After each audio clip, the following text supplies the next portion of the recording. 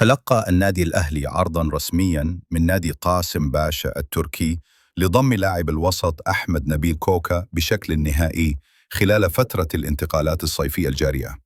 ويبلغ كوكا من العمر 24 عاماً، وينتهي عقده مع الأهلي في صيف 2026 بعدما تم تصعيده إلى الفريق الأول في عهد المدرب الجنوب أفريقي بيتسو موسيماني عام 2021. وكشف مصدر مسؤول في تصريحات خاصة ليلا كورة أن إدارة الأهلي تلقت العرض التركي رسمياً، وتم عرض الأمر على المدير الفني الإسباني خوسيه ريبيرو لاتخاذ القرار المناسب. وأضاف المصدر أن حسم موقف اللاعب سيتم عقب نهاية معسكر الفريق المقام حالياً في مدينة طبر التونسية والعودة إلى القاهرة. وأوضح أن إدارة النادي تدرس العرض المقدم بعناية، خاصة في ظل وجود رغبة داخل القلعة الحمراء لتمديد عقد اللاعب خلال الفترة المقبلة. وبحسب موقع ترانسفير ماركت، فقد شارك أحمد نبيل كوكا في 87 مباراة مع الأهلي في مختلف المسابقات، سجل خلالها هدفين وقدم 4 تمريرات حاسمة. كشف مصدر مسؤول في نادي الأخدود السعودي عن إمكانية دخول النادي في مفاوضات مع مسؤول الأهلي لضم الدولي الفلسطيني وسام أبو علي خلال الصيف الحالي. اللاعب البالغ من العمر 26 عاماً بات قريباً من مغادرة القلعة الحمراء في سوق الانتقالات الصيفية بعدما دخل نادي كولومبوس كرو الأمريكي في مفاوضات مكثفة لضمه. وقال مصدر في نادي الأخدود ليلا كورة مساء اليوم الخميس إن النادي يبحث عن التعاقد مع مهاجم في سوق الانتقالات الحالية، وقد يدخل في صفقة لضم وسام أبو علي. وأضاف المصدر الذي فضل عدم ذكر اسمه أن إدارة الأخدود تسعى للتعاقد مع مهاجم في الفترة الحالية، وفي حال عدم التوصل لاتفاق مع الأهداف المرشحة سيتم التفكير في التعاقد مع وسام أبو علي.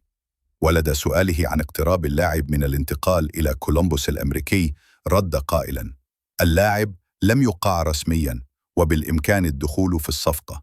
وأكد المصدر قدرة نادي الأخدود على تلبية الشروط المالية للنادي الأهلي قائلاً: نادي الأخدود يستطيع دفع أي مبلغ، كما أن الرابطة يمكنها دعم الصفقة إذا كان اللاعب سيقدم الإضافة. وكان وسام أبو علي قد جذب الأنظار مؤخراً بعدما سجل 3 أهداف في شباك بورتو البرتغالي في الجولة الثالثة من ختام مرحلة المجموعات ببطولة كأس العالم للأندية. وبعد نهاية البطولة تلقى اللاعب عرضين من الوصل الإماراتي والريان القطري قبل أن يدخل نادي كولومبوس الأمريكي في مفاوضات لضم الدولي الفلسطيني.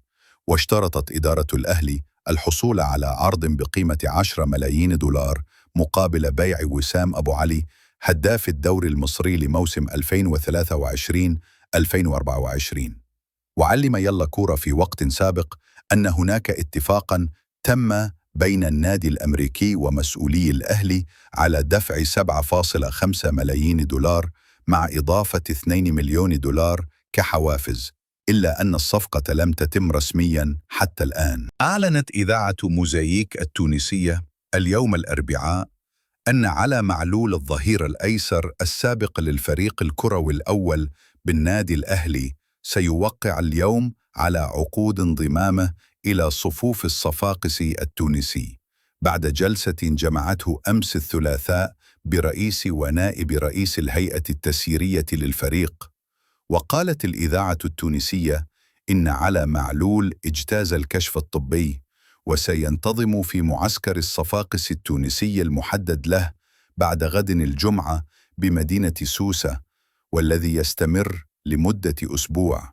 وأضافت أن على معلول يعود إلى صفوف الصفاقس التونسي بعد 9 سنوات قضاها في الأهلي المصري، وحقق خلالها نجاحات استثنائية جعلت منه أفضل لاعب ظهير أيسر في تاريخ القلعة الحمراء.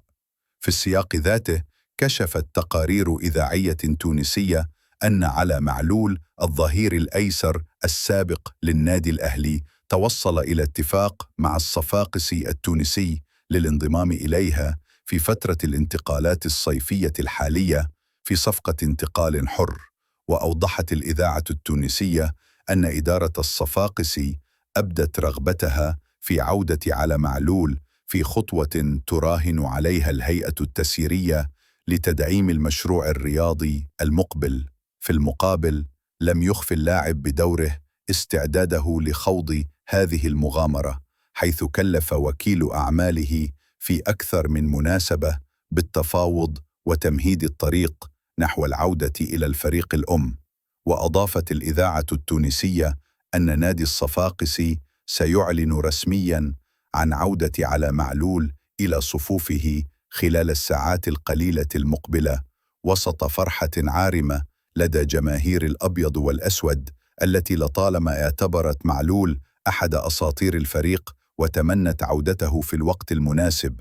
وتابعت الإذاعة التونسية: تعد هذه العودة حدثاً استثنائياً، إذ تعيد أحد أبناء النادي الأوفياء إلى بيته الأول بعد مسيرة طويلة وناجحة في الملاعب العربية والأفريقية، وخاصة مع النادي الأهلي المصري.